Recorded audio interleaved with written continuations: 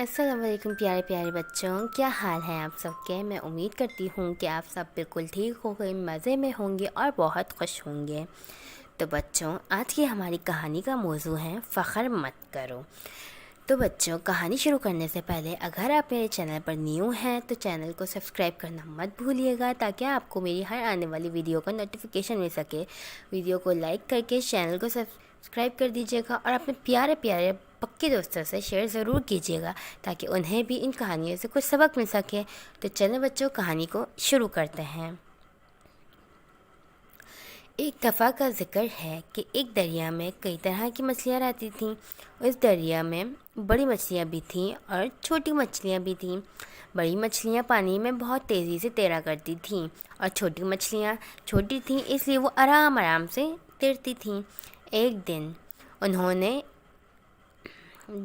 دن بڑی مچھلیوں نے چھوٹی مچھلیوں سے کہا کہ ایک مقابلہ کرواتے ہیں کہ کون سب سے زیادہ تیز دوڑتا ہے، اور اس مقابلے میں جیتنے والے کو انعام دیا جائے گا۔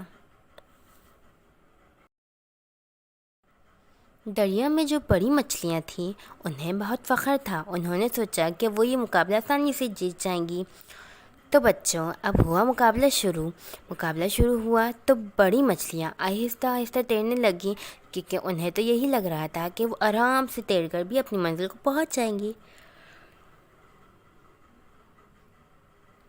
مگر ایسا نہ ہوا۔